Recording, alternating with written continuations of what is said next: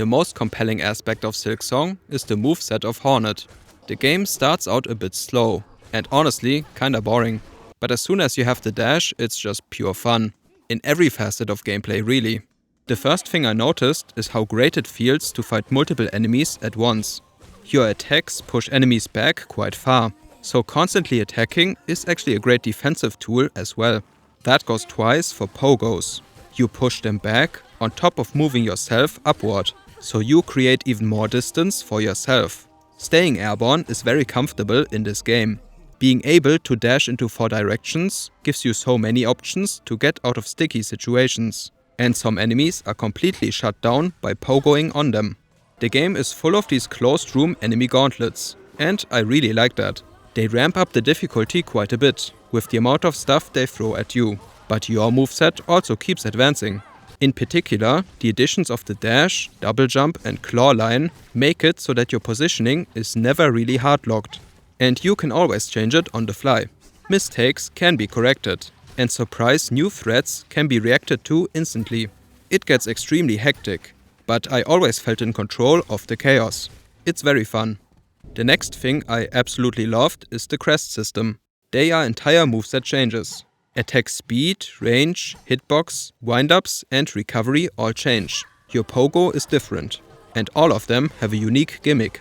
I love this stuff. It was so fun to try them all out. It's great for mixing up the gameplay, and it gives the game better replay value too.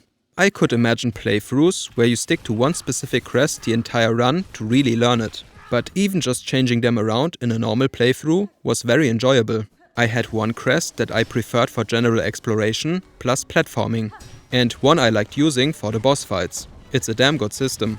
Then you can also use offensive tools in combat. They bring a great amount of variety to your playstyle. You could use a throwing spear to have a range damage option, lay down traps to set up an area beforehand, or use something like a big grenade that works as a get away from me button. This one is my favorite. Tools are extremely powerful, but you can't spam them around carelessly, because they are tied to a resource that drains. To me, that wasn't a big deal. I had bursts where I used a ton of tools, and then phases where I used them less to let the resource pile up. If anything, I was too conservative, and could have used them more. But I can understand if this design decision is annoying to some players. You would have to grind if you ever run out completely and want to use tools. I don't think there's anything in the game that strictly requires the use of tools. They just make your life a lot easier. So I am okay with the way this is handled. Next I want to praise the movement. Hornet is incredibly agile. You can absolutely plow through the zones. And the moveset additions you unlock allow you to control this level of speed better. Running into a long jump can be corrected with a mid-air claw line, for example.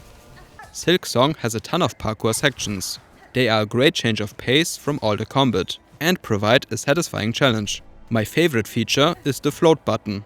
Thanks to it, you can take a moment to breathe and better line up your next move.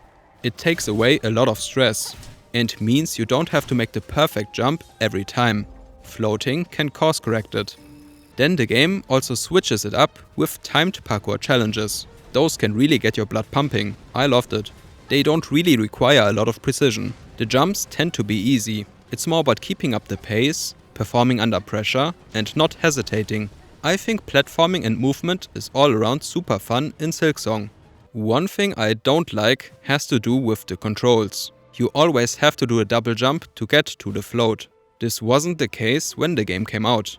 You used to be able to press down plus jump to float, and normal jumping in the air would be a double jump. This got changed in an update, and I don't like it. Some parkour sections are different now, where you have to account for the mandatory double jump when all you need is the float.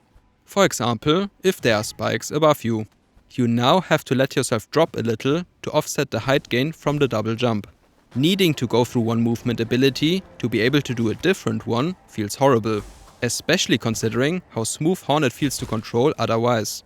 The perfect solution would just be a game setting, off by default, so the majority of people wouldn't even notice a change. But people like me could turn it on. Everyone is happy. To me, the boss fights were the most fun by far. They did a great job making the fights distinct from each other, which isn't an easy feat in a 2D game. but they mix up the attack timings, hitboxes and speed. The fights have unique rhythms. The size of the boss itself matters. Some attacks are best dealt with by pogoing, and how big the thing you want to pogo on is makes a difference. Ranged attacks have distinct flight patterns you can learn. Sometimes the ranged attacks overlap with melee attacks, so you gotta deal with both. And the arena can also come into play, with things like platforms that break away or walls that close in on you. The end result of all this is that you do have a great roster of fights that challenge you in unique ways, exactly how it should be. And there's a great sense of escalation, both because the boss movesets tend to evolve as the fight progresses, the later phases starting to layer attacks on top of each other. And the second reason is that the game itself keeps escalating. Early boss fights are kinda chill, but then the later bosses tend to go apeshit on you, which is fantastic, because you can do the same with the new abilities you unlock. It's all really fun. The difficulty is to my liking, but I will also say Silksong is not an easy game. The first Hollow Knight game I would consider to be rather easy. You can push it quite far with optional content and the DLCs, but the main progression path didn't have anything really difficult in my opinion. On the other hand, beating Silksong can be pretty hard. It picks up fast and keeps getting harder. However, with the crest and tool mechanics, the game allows for very broken combos. If you want to, you can push this game to be even easier than the first. The stuff you can do with the greater playstyle freedom of Silksong can get very stupid. And you can also just return to a boss fight later when you have more upgrades. So I do believe that most players can find an appropriate level of challenge for themselves if they are willing to mess around with the game's systems, which is good. But now we are getting into the more negative side of the video. The roster of boss fights is great, but there were also 5 fights I did not enjoy at all. Growl the Great, Morwing, Four Brothers Sickness and Gron, Savage Beastfly and The Unraveled. A general thing I didn't like is that bosses still have a hitbox when you stun them. This should be the time where you go all out on damage, but you still gotta tiptoe around the boss. It's not too bad on its own, but I caught a clip of something really nasty. Take a look.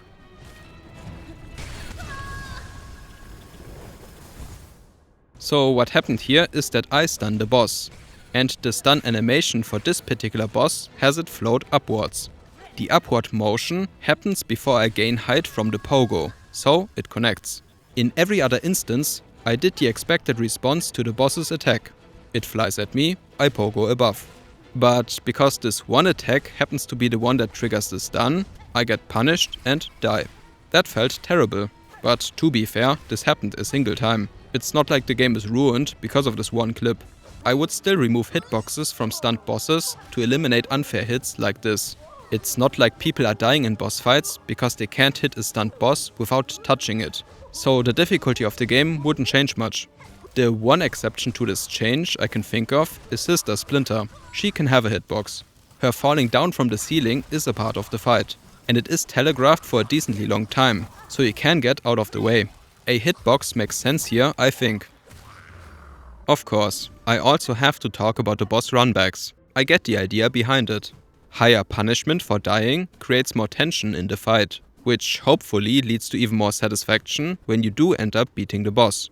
I still don't think it works out in Silksong. Some runbacks seem almost spiteful towards the player when you see how tedious they made it. I actually think this design decision worked much better in the first game. And maybe they shouldn't have done it again. When I think back on Hollow Knight, I do remember the exploration side pretty fondly. It is a cozy game. It's not that difficult either. So when the game made me go through parts of an area again to fight a boss, I didn't really mind that. Silksong on the other hand is so fast paced that I think of it as a pure action game pretty much. It's just fight the entire time. And I like that. The combat is super fun. I do prefer this game over the first one actually. But when it comes to boss runbacks, I just don't really see the vision. You're presenting me with a hyper-aggressive boss and a player moveset that can match that pace? Hell yeah, I'm down for it. Throw me back in. The runback is just not something I can find fun in when the game puts me in that kind of mindset.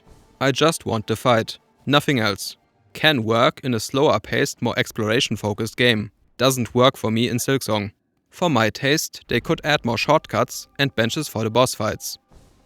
In a very similar vein, I don't like the boss fights that have enemy waves beforehand to get to the actual fight. It does add some variety to the game, but just because it's unique doesn't mean I enjoy it. When you present me with a cool boss moveset, then that's all I wanna learn and focus on. Having to fight some regular enemies I already know from the area just to get another attempt at the boss is not fun for me. I would honestly prefer if they removed the small enemies and gave the boss an additional phase to compensate. Even if that ends up making the fight more difficult overall, that's fine. At least then the gameplay focus is where I want it to be, on the boss fight. All in all, I still think the boss fights are the strongest aspect of Silksong. These 3 issues I mentioned don't detract from that too much. The next thing that annoyed me in Silksong is that it's actually a pretty grindy game. I'm sure if my only goal was to complete the game by any means, then I could have done it without grinding. But to explore every zone, see a good chunk of the game's content, and to have a decent amount of unlocks to keep trying out new combat options, I really don't see a way to get around grinding for money in Silksong. And that gameplay is just very boring. Something that was weird to me is that boss fights tend to not drop anything at all. Just an empty boss arena. Sure, on the most basic level, fighting the boss is already the reward. If the game is good, you are having fun. Plus, the reward for beating the boss is just that the game continues. You get past it, so now you can explore new areas, unlock new skills, and fight new enemies. And on its own, that's perfectly fine. Not every game needs to have loot. But when you contrast it with the game making you grind, that's where it gets strange. Why not make the boss explode into 200 rosaries? Surely that's a more satisfying experience for the player compared to killing the same enemy over and over. Silksong has a huge amount of content, and a good chunk of it is locked behind basically doing every side quest available to you at that point. The majority of quests in this game are not good. There are exceptions, of course, where you do get to experience fresh content. Most of the time it is just kill the same enemy 20 times or something, or making you backtrack through an area to find an NPC. By the end, it felt like the game made me run up and down each zone 3 times over, just to allow me to see the extra boss fights. And my god, the Courier's Rasher quest. I never want to do that again. Even though I was already doing plenty of side content during my playthrough, I still had to dedicate play sessions to completing all of it by the end. You have to do so much, and I can't really recommend it. You do miss out on a couple of great fights, but I'm not sure if it's really worth it. Just quitting at the normal ending is probably best. I do think you could cut a decent chunk of boring content from the game, or just lower the requirements for reaching the secret ending, so that it is actually optional content. Because if I ever replay Silksong, I'm probably not gonna bother with all that a second time. It's a real shame to have some great fights hidden behind a paywall of bad content. I think that was poorly done. I got one last thing I want to mention. There's one aspect of Silksong where I had a complete change of mind after finishing the game, and that's the soundtrack. Turns out, Silksong OST is actually good. While I was playing the game, I didn't think so. There was only one single track that stuck around in my mind, which is Choral Chambers. I think the main issue is just that you can't hear the music below all the fighting sounds, especially with Hornet screaming around for all her moves. Even a good song will sound like random noise.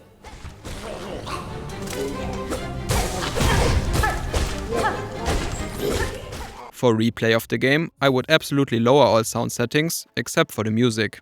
It's too quiet. And if you ever play Silksong, I would highly suggest doing the same. Maybe even turn off Hornet screaming too. There's a setting for that.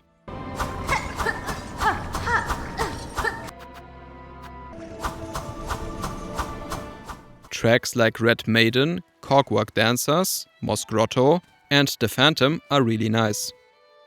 In conclusion, Silksong has some fantastic gameplay.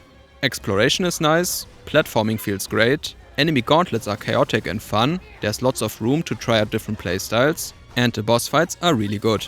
But then the game also has sections which I find very unfun. Between the grinding for rosaries, long boss runbacks, and boring quests, Silksong can start to feel a bit bloated, and like it's wasting your time in some parts.